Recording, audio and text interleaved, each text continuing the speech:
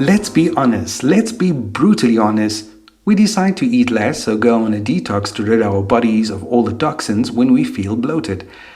But why, when feeling overwhelmed by our digital devices and social media, why don't we do that? Someone told me something really interesting, and I thought I'd share that with you today.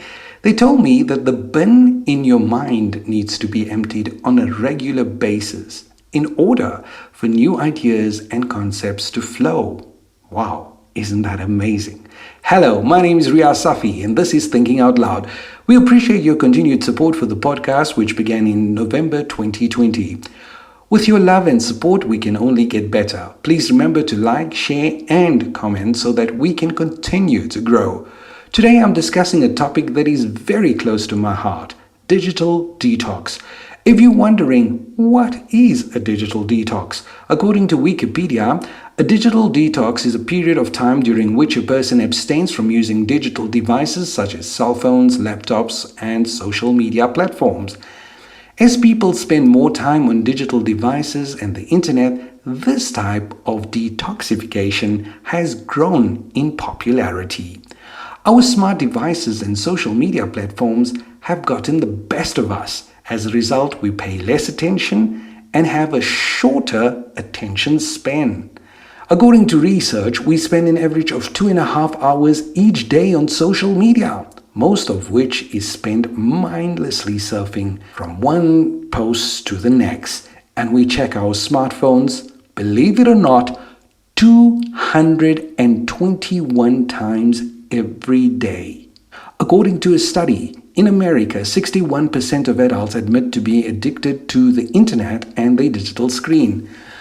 I clearly recall a time when I had my first phone. Yes, it was a Nokia, believe it or not. No, it was not a brick. I used to turn off my phone at night and turn it back on in the morning. And here I am in 2021, still alive. So you might ask, why are we so hooked with our phones and social media? One word: FOMO, fear of missing out.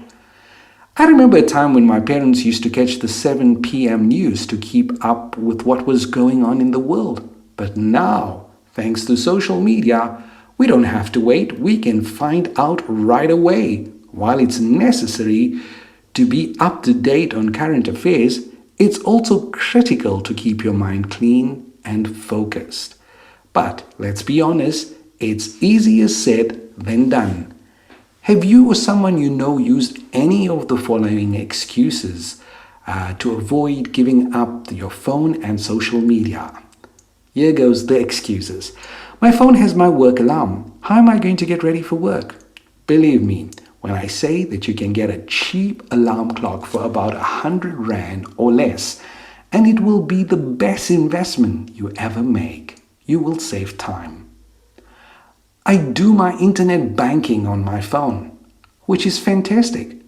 Put it on your daily to-do list and set aside time to utilize your important apps, such as your banking app, etc., without checking out the social media platforms. It's difficult, but it's the only way to keep your focus. My phone reminds me of all my appointments I have, such as workouts, meetings, food, shopping, errands for the week or the day. That's great. Write things down. That's the best way to remember them. Take a piece of paper or diary and write 3 things or more that you need to do for the day. Once you finish, sketch it out. You will feel a great sense of achievement. Regardless of how advanced your phone is, it will never pass its intelligence over to you. I'm not sure how I'll know it's my friend's birthday, as Facebook reminds me when birthdays are approaching. If you call someone your best friend, you should know and remember key dates like birthdays off the top of your head. Let's leave that one there. How many of us can recall phone numbers and favorite recipes at the drop of a hat? It was never necessary to jot them down. However, with the rise of social media, we can no longer remember simple things. I remember my late father, he had a fantastic memory and could drive across Johannesburg city without using a map, Waze or Garmin. He knew every street in the city. Even if we know where we're going these days and how to get there, we still use our app to get there. That's because our brain has become lazy. Smartphones, social media, and applications were designed to keep you addicted. Let's take a look at a simple scenario that you might be just too familiar with. Let's pretend it's a Monday morning and you need to pay your month's bills and take care of some online banking stuff. You're thrilled that you can now perform your banking from the comfort of your home. So you use your smartphone to access your banking app. You're fascinated by the utter convenience and you think to yourself, this is such a game changer. The only problem is, you finish your banking, you want to check your WhatsApp, where you end up checking status updates, responding to messages, and starting a discussion with one or two people, only to recall you still have to make lunch. So you head over to TikTok and Instagram for some inspiration. While looking for inspiration, hey, Riyaaz posted several wonderful and simple cooking videos. Yes, I do that sometimes. You end up watching a few cooking videos, but you decide, let me keep scrolling. There might be something better. Only for a video to appear on TikTok teaching you how to lose belly fat and have a beach-ready summer body. Hey, December's nearby, isn't it? Making you feel awful about not working out and urging you to do so right away. Perhaps you'll come across a few exercise videos that will inspire you to exercise. You become very lazy these days. Just as that idea pops up in your mind, your phone rings. It's a friend reminding you of your dinner meeting later that evening to celebrate one of your friend's birthday. Damn! You're getting so bad at this that you forget to wish your 10-year best friend. You remember that it's simple these days. Log on to Facebook and send a message. As you log in, it reminds you that your co-worker's birthday was yesterday and she's such a sweet girl. She always wishes you first on your birthday. Let's quickly write her a message on her wall. As you do that, a notification pops up. You've received 50 new friend requests. Wow, you're getting popular. Who are these people though who are sending friend requests? Let's take a look at their profile. You might recognize them. As time goes on, you find yourself wasting a good portion of your day doing activities that were not on your to-do list. You're in a bad mood and you feel sad, but you'll make up for it tomorrow. The purpose of social media and devices is to make them addictive. It releases dopamine, the happy hormone released when you exercise or when you use a recreational drug. You want more after it wears off, so you keep coming back. While technological developments are fantastic, life is more convenient since we can do so many things so quickly and with a push of a button. However, remember that too much of a good thing can be bad. So how can you take a break from it all and why you should do so? You will have more time to focus on the things you enjoy doing and want to do but don't have time to do if you take a break. Isn't it amazing how hectic life has become? These days, everyone you meet is always telling you that they don't have time. They're so busy. You can save up to 2 hours each day by going on a digital detox and reducing your time spent on social media. Go ahead, Google it. The results will surprise you. Improve the quality of your sleep. Equally as guilty of checking my phone before going to bed and the first thing in the morning. Let's face it, we're all victims of FOMO, the fear of being left out and missing out. What if this or that happened while you were sleeping? Here's a suggestion. Make it a point not to check your phone 1 hour before bedtime, and this will help improve your sleep and you will be going to bed with a clear mind. One of the reasons people have trouble falling asleep is because they have a busy mind. Your brain is not switching off. We've done an amazing podcast on sleep. Take a listen to it when you have a chance. When you first wake up in the morning, don't check your phone for the first 2 hours. Use the time to pray, read a book, do a 30-minute workout, take a few moments to plan your day, work on a hobby, and so on. That's why the 5 a.m. Club by Robin Sharma is selling like hotcakes, because people are looking for ways to improve their lives.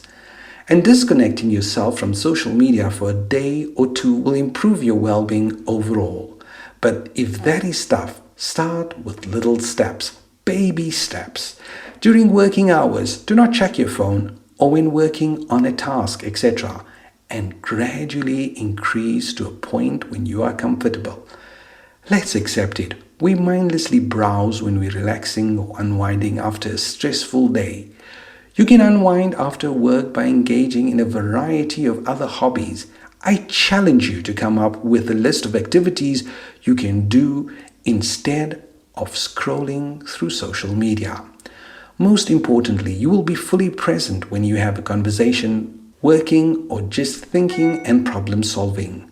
Most importantly, you will be fully present when you have a conversation at work or at home, or just thinking and resolving problems. If you walked into any home these days while they're eating dinner, you will note that we've lost all respect for people around us as well as the food we're eating. We'll get a little bit to eat and check out our phones. Sometimes people leave their dinner table with no memory of what was said because they were too preoccupied browsing through their social media pages. Not allowing the use of cell phones while having dinner, lunch, or breakfast will strengthen your relationship with others around you. Try it out and let me know how it goes by providing feedback. The idea of being available at all times blurs the line between work and personal life. The balance is lost. As a result, we always want to respond quickly to an email or to a client's message. Keep in mind that you have a day or two to respond to a communication, and that is regarded as professional. I'm going to wrap this podcast up by discussing how social media is causing us stress because we see a post and immediately compare ourselves to others. How does Riyaaz manage to take so many vacations? Why did he get 1,000 likes? Yet I can't even get 25 for a great post while I'm sitting at home. And so it goes on. It has a negative impact on your mental health and well-being. Here's a massive reminder. People will never post their bad experiences in a hurry. People will only post about their best highlights of the day, be it a picture or a quote, etc. You cannot compare your life to someone else's highlights. A quick recap of some of the ideas covered in today's podcast. You will benefit from a digital detox in the following ways. You will regain 2 hours of your day to be able to do what you desire. Improve the quality of your sleep. Improved relationship quality, mind clarity, increased attention and less distraction, and better mental health. Establish boundaries by refusing to be available at all times and improve your work-life balance. If it's a life and death matter, the person will call you. Never mix your work and personal life, as it will result in strained relationships at home and at work, because you're taking your work problems home and your home problems to work. It will provide you with an opportunity to work on improving yourself. And try not to compare yourself to others all of the time. Switch off, log out, and reconnect with yourself. It is most empowering. I'm Riyaaz Safi. Thank you very much for listening to Thinking Out Loud podcast. If you believe this may be of assistance to someone, please feel free to share. Till our next episode, bye for now.